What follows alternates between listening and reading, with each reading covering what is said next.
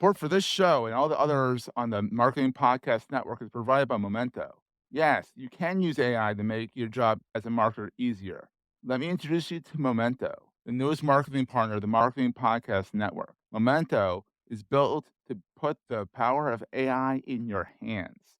It writes social media captions, it does your transcript, it does so much stuff, and it even finds moments, hence Memento, in your show that you can repurpose as audiograms and other great little videos and audio clips. Have it watch or listen to a podcast and suggest, then make automatically social media posts to promote the show. Heck, it can even listen to the podcast episode and write a poem if you want to use that in your company blog. It's AI after all. So go check it out. MPN listeners can try it free at bit.ly/Memento MPN. It's bit.ly, bit.ly/Memento MPN. Entrepreneurs Enigma is a podcast for the ups and downs of entrepreneurship. So the wins and the fails that we all face being entrepreneurs, how we learn from adversity. Every week I talk to a different entrepreneur with a story to tell. I'm Seth Goldstein. Come with me on the journey. This is Entrepreneurs Enigma. Let's get started. Hey, everybody. Welcome to another edition of the Entrepreneurs Enigma podcast. I'm, as always, Seth Goldstein, your host extraordinaire. I might be pushing it, but whatever. Today, I am honored to have Marcus Sheridan. He is a keynote speaker. He is a business saver. He is a marketing and sales revolutionary. Revolutionary, I think that's the word. I don't know. We'll go with that. He's an author. He's done so much stuff in his time, but a lot of people know Marcus because he saved his pool company back in the financial crisis of 2008 when he focused on answering people's questions. Imagine that. Not sell, but ask questions and answer questions. So I'm going to bring Marcus on right now, and we're going to have him fill us all in on his journey. How's it going, Marcus? Seth, it's great to see you. We're going to have a great conversation today. This is fun. And also, Marcus, at the time of this recording, just got back from the UK. So be nice to him. He might be a little jet. Yeah, first thing I did this morning was make some crispy bacon because daggone it, ain't enough of it in the UK. Let me tell you. Oh, my God. Yeah, they don't know bacon. Bacon's a U.S. thing. And the Canadian bacon doesn't cut it. I'm sorry. No, that's ham. Yeah. That's ham, folks. That's ham. It is ham. It's like sliced thin ham. Yes. So what were you doing over in the UK? That's exciting. Well, I was speaking at a big entrepreneurs conference, right? And it was great, like 1,200 of them. What was cool, really, though, Seth, is this group. They're called Action Coach, and so that's a big coaching organization throughout the world. But they've got a really big group in the UK. And they've heard me before, and so many of them have started applying They Ask You Answer and some other teachings. Yeah. And that's good. They listen to you. Oh man, I'm telling you what, they're doers of the word, and they are just really running with it. Just the amount of people coming up to me and saying, "Hey, Marcus, the way They Ask You Answer is changing my business, the way it's impacting me." I'm really excited about it. It was just a great week. I feel good. And then, so Marcus, I'm in the process of reading your book. And we met way back. I think it was at the AWeber Ascend conference. That was a long time. Place. That was a long time ago, Seth. That was some serious OG days right there. I know that was like you had literally just started making a name for yourself. Yeah, because very much literally so. 2008 was like probably the dark days for a lot of us. I mean, I started my business in 2008. Go figure. Who does that? I do. Yeah. But the thing is, those who survived 2008. Oh man, they're come out stronger and hungrier and scrappier. 100%. Yeah. And then we met at the conference. I think it was you, Ann Handley, maybe Jay Bear, but it was a nice little intimate group at Liberty Place. I don't know why I remember this conference so well because I've been to a lot since, but I remember this. I remember meeting you. I remember your story, which we'll get into, of how you saved your little pool company. And from the back of your pickup truck, which is, I think, is the coolest thing. Like, literally, boots on the freaking ground. Like, so how did that go? How did you get started? I know in the book you say you were not looking to be an entrepreneur. You were looking for the 9-to-5 working, and then you fell into pools. I don't think I really knew what I wanted to be. Yeah.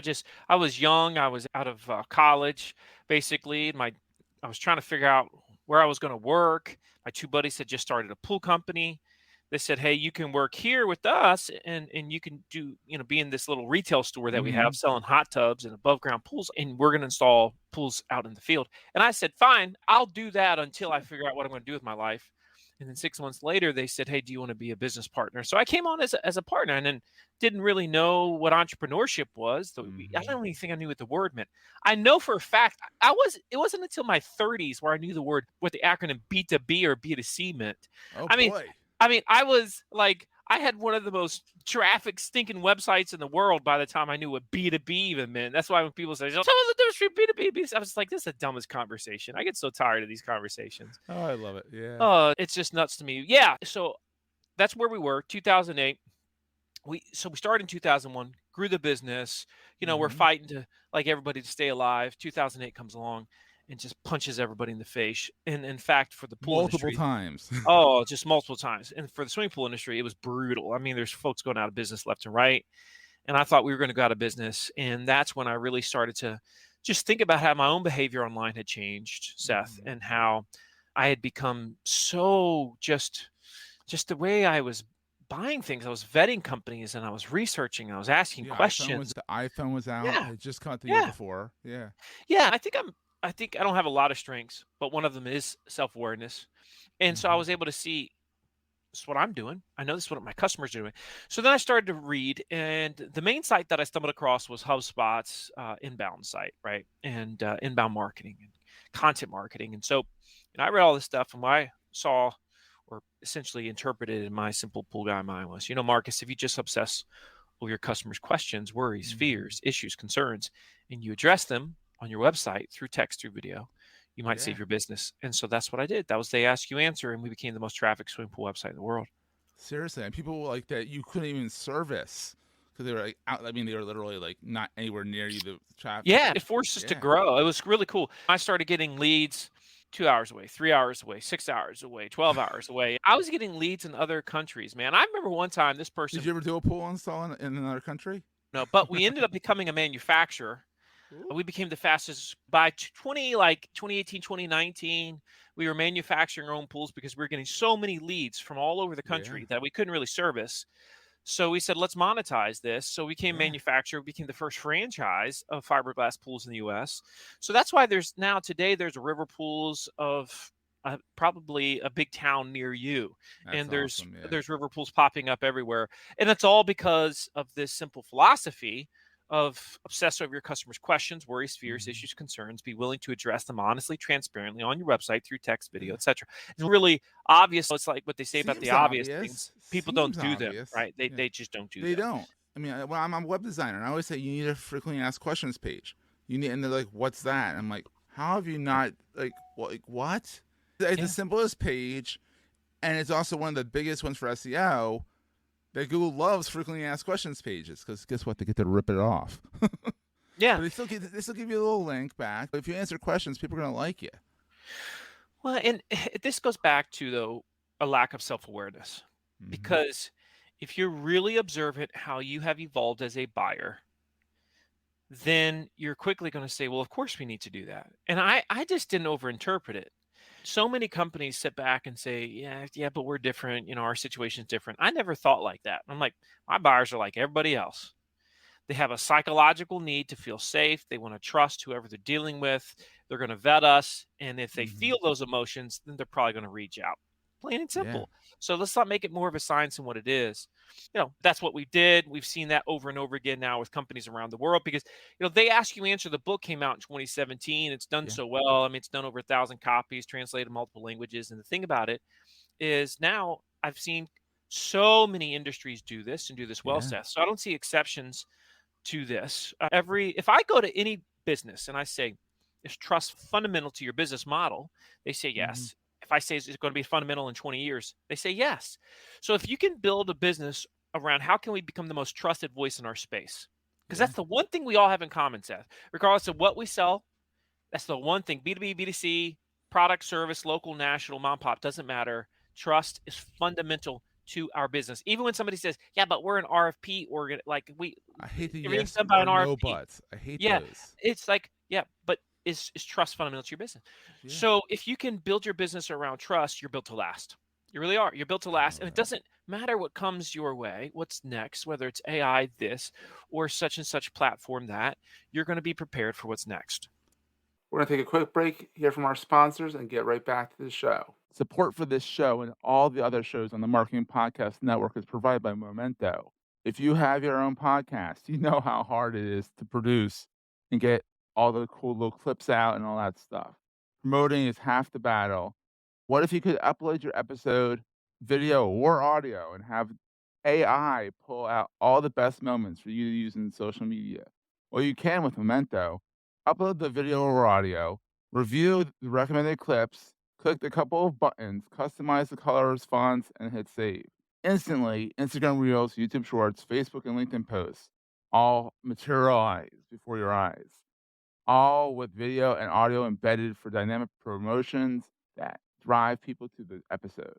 And the AI kicks out show notes, even transcripts, and even social media captions. All you have to do is review and post them. Because you listen to this show, you get a free trial of Memento to test for yourself. Go to bit.ly/Memento MPN and sign up today. It's bit.ly, bit.ly/Memento MPN. Hey there, it's Jason Falls. If your company or maybe one of your clients sells to marketers, you look for advertising channels that guarantee business marketers are paying attention, right? Let me introduce you to the Marketing Podcast Network. You're listening to it right now. It's a network of podcasts all about marketing. So 100% of MPN's audience are marketers. Reach them by advertising on the Marketing Podcast Network. Learn more and find our media kit at marketingpodcasts.net. That's brilliant. That's incredible. So, Marcus, now that you know what the word entrepreneur means, now you know what B2B and B2C means, what in your mind has been the best thing about being an entrepreneur? I mean, because you have 4 kids. Yeah. And you like to go fishing, you like to hang out with your high school sweetheart who's your wife. What's the best thing about being an entrepreneur? I'm not trying to lead the question, but I think I know what the answer is. I think there's a bunch for me. I gotta mention more than one here. Go for it. So what's been most fun is designing my life. Mhm. I have traveled all over the world and I've taken my kids with me. Oh, that's And it's fantastic. been absolutely unforgettable. It's been stunning. You know, I spoke in the UK and then in Venice a couple months back to back, and I took my wife and my 2 youngest kids. They'll never forget that, man. I mean, that Oh, they'll always yeah. have that. So the ability to do that is just exceptional. Also, I think there's just something so glorious and motivating about knowing nothing's guaranteed with your Mhm. job.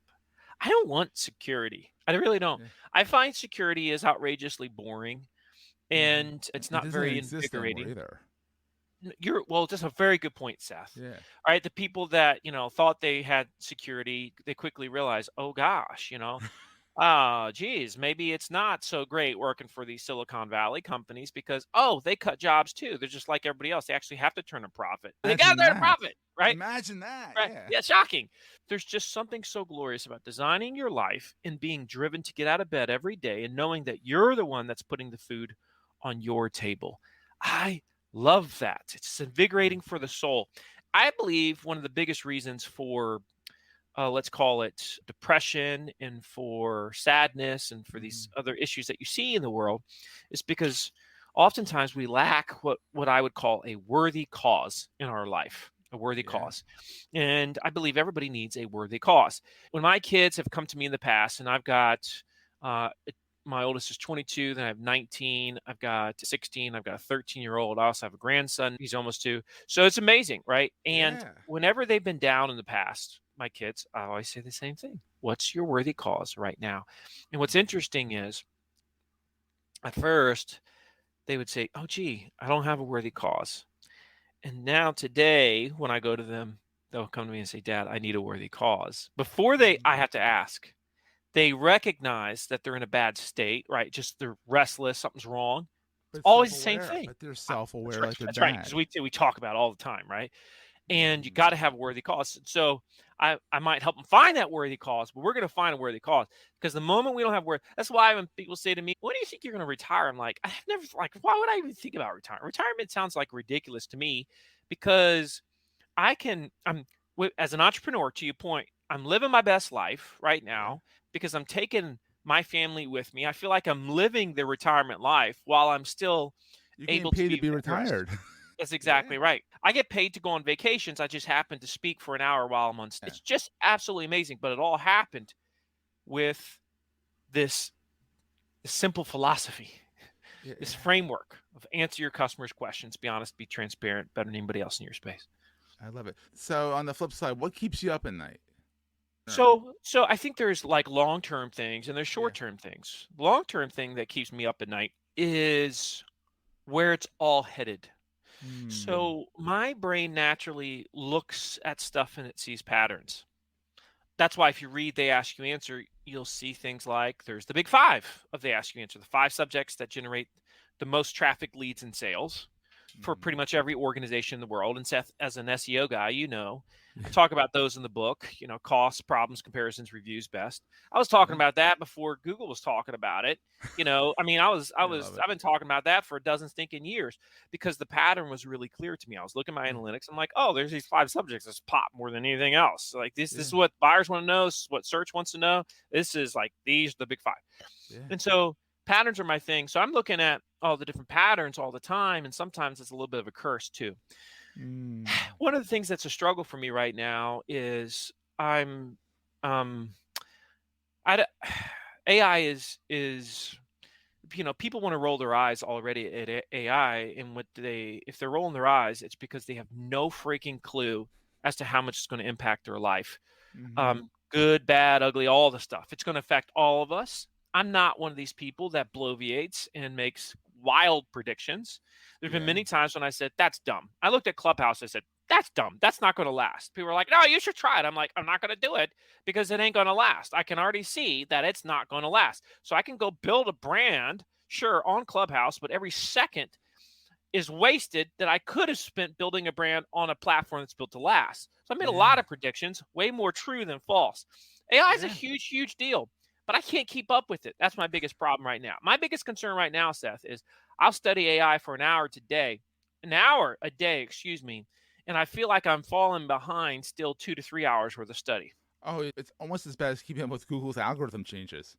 Yeah. I would say it's actually much worse than Google's algorithm changes. I mean, because to a degree, you can boil down Google's algorithm to a degree from the beginning. They want to give the best, most specific, relevant answer to your query since the beginning. That's what they want to do. Now, how has it evolved? Yes. But as a whole, that's been their obsession. Other than ruling the world and making money, that's been their obsession. And being evil. That's right. That's right. Is I want to give the best, most specific, relevant answer to the question, right? Now, AI, the use cases are so stunning that it's impossible for anybody to keep up with it. That being said, we're teaching it to our clients what we know, but what we know is 1% of what it is. And I'm okay admitting that. 1%, if you're using AI at a 1% level right now, oh gosh, it's just amazing what you can do with it with your business. That's keeping me up. That keeps me up. Also, as an entrepreneur, side note, this is just a total side throwaway. The IRS keeps me up at night because they're a joke. And if you're an entrepreneur and you actually own a business, and trying to understand the tax code is like reading some language from another planet. It's worse than Klingon. Oh no, it's way worse than Klingon, right? Yeah. I mean, it's that's the quote. IRS is way worse than Klingon. Yeah, it's way worse.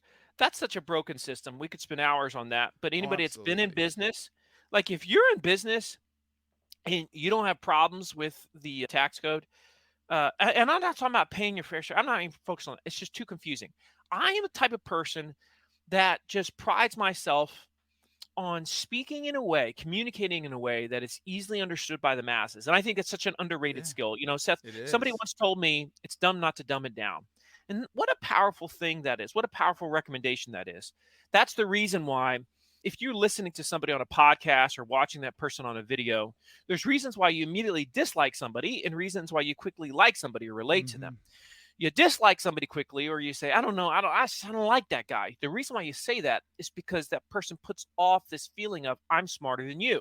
And so when you try to not prove yourself in front of an audience, when you're just trying to have communion with the audience, right? Not trying to impress, just talk openly, just about what life has taught you, just like we're doing right now. Exactly. Now all of a sudden, you just establish trust that wasn't there. So yeah, it's dumb not to dumb it down. And I think there's beauty in that for any marketer, for any salesperson, for any business. Tax code.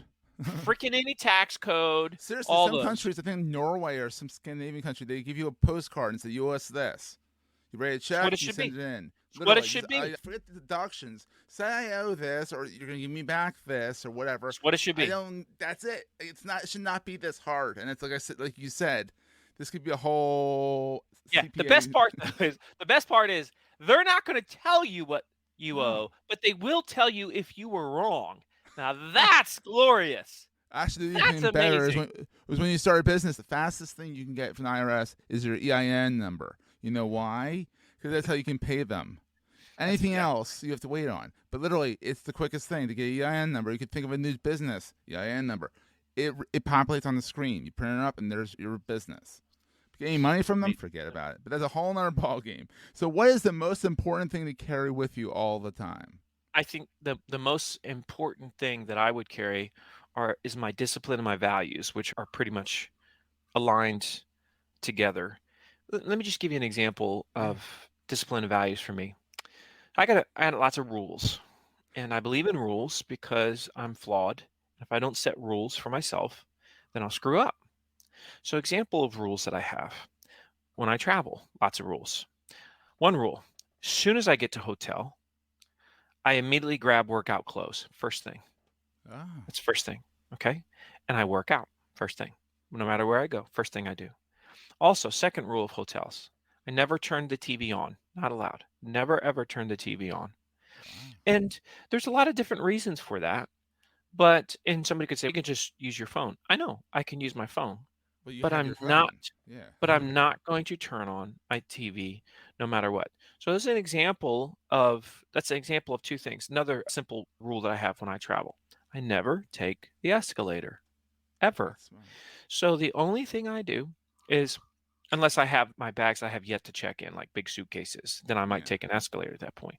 But as soon as I've dropped off my big bags, my check-ins, I've always got two bags: a big briefcase on wheels with my laptops and all this stuff, and then a duffel bag. That's usually what I take with me. I have two bags, okay, and I roll them around. What I do is I separate them at the base of the stair, and I walk up the stair. I can tell you yourself out, yeah. I can tell you which airports have the highest stairs in the country. Most people can't tell you that because I have a rule. I haven't taken the escalator in 3 years because it's a simple discipline. I tell myself, if I can just do this little thing right now, it'll permeate different facets of my life. Absolutely. So it's the little disciplines that lead to the greater disciplines. Yeah, it's fantastic. So Marcus, you have a bunch of businesses. You got the river pools and spas. You got your impact sales and marketing, which was Sales Lion until you merged and all that stuff. You got your keynote speaking, which is your name. Because you're keen Marcus, so it makes kind of logical sense. And then you mentioned before the show you have something in North Carolina. Well, I have a huge passion, just like a major passion for fishing. Yeah. And so that's one thing that I do all the time. I've got an offshore fishing company in North Carolina. And it's called Speechless Sport Fishing, like the name, because that's what I give full time is speeches. Yeah. And I wanted something. I heard somebody interview once say, I've designed my life to have a new career every 10 years. Love that. Yeah. So I said, man, that sounds really fascinating. Could I have a new career every 10 years? And so from I think you also get rid of some old careers. You just need to collect them. Yeah, I collect. So from 25 to 35, I built my swimming pool company, and just like took that off and just did a bunch of really, really cool things with it. And obviously that was amazing. That was from 25 to 35. And I still have the pool company, but I sold part of it, and I have the original company, the original franchise now. And then from 35 to 45, mainly it was all about speaking, building my speaking brand and career, and building my agency. So I built those essentially at the same time. From 45 to 55, I plan on building a what's called Saltwater Fishing University on YouTube, and my brand, which is Speechless Sport Fishing. And that's just another passion that I have. Why not? Why not? And I'm like, I'm going to spend a ton of money on fuel, so I might as well have it as a write-off. And I could turn this into something really special, because I've never had to build a really big community online before with YouTube. So I'm like, I want to try it. I want to be Why a not? creator for YouTube, and I want to see what it's like. I'm going to throw myself into it. So I'm in like month 16, 17 right now. I'm having a blast.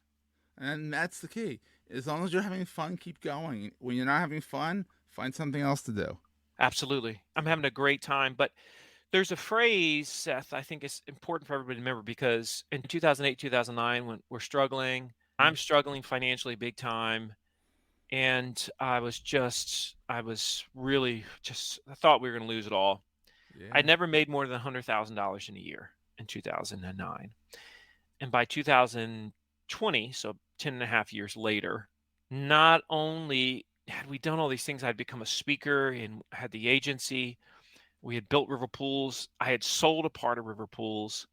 And so it just had this great exit from a business. And the phrase that I wanted to share was, we often overestimate what we can do in a year and underestimate what we can do in 10. It's very, very true. It's very true. And so if you say, well, this year I'm going to be making $250,000 a year, well, that's probably not going to happen. But if you said, okay, I got this vision, this 10-year vision, and you don't expect it overnight. One of the problems that I think we have right now, certainly in our culture, is we just want overnight success, right? We just want it now. Or because we see it. It's overnight success. It's usually 10 years in the making. It's overnight success, exactly right. 10 years in the making. Yeah. That's exactly right. I kicked the can around for almost 10 years of River Pools before we started to see any traction, before I made any money. And then that spurred more stuff. And then people are starting to see, oh, Marcus is becoming a household name. Oh my God, the freaking ass pages. Kaboom. Whoa, that's something we need to do. It still blows my mind. It still blows my mind. It's hilarious, isn't it? Yeah, it's totally hilarious. It's crazy. So anyhow, everyone go to marcussheridan.com. And if you're in the market for a good speaker, someone who can talk about frequently asked questions pages and why they're important to have, and much more. Thank you so much, Marcus. This has been such a joy to reconnect after almost a decade. I think you were just starting your speaking career. That's right. And in internet years, that's about 70 years we haven't seen each other, Seth. So it's that's what's happened in the world. Yeah. That's what's happened in the world. It feels like 70 years worth of stuff is happening. But you're doing great work, and it's a pleasure for me to be with you after these years. And so I really commend what you've done as well. Well, thank you. I appreciate that. And we'll see everyone next time. That was a greit show. If you're enjoying Entrepreneur's Enigma, please review us in the podcast directory of your choice. Every review helps other podcast listeners find our show. If you're looking for other podcasts in the marketing space, look no further than the Marketing Podcast Network at marketingpodcasts.net.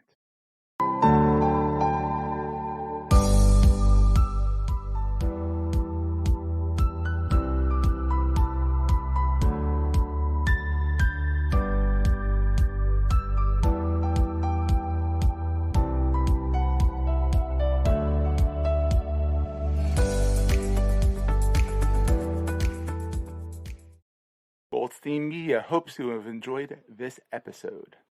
This podcast is one of the many great shows on the MPN Marketing Podcast Network. You may know you're listening to this show along the Marketing Podcast Network, but did you know there are other great shows on MPN to help your business? Carrie Barrett hosts a great podcast called The VIQ Project. Carrie, tell us what these fine folks will get out of listening. Okay, you know how you go to shoot a 2-minute video, except it takes 2 hours, you hate yourself on camera, you don't know what to do with it, and so it doesn't perform? You'll get all the tips and tricks you need to fix all of that on this podcast. Wow, we're going to be lining up for this. Where can people subscribe? You can find it on my website, which is carriebarrett.com. You can also find it if you search the VIQ Project Podcast on YouTube. Of course, you can find the show at marketingpodcasts.net, or you can subscribe and search for the VIQ Project Podcast wherever you get your podcasts. You heard her. Go subscribe. This podcast is heard along the Marketing Podcast Network. For more great marketing podcasts, visit marketingpodcasts.net.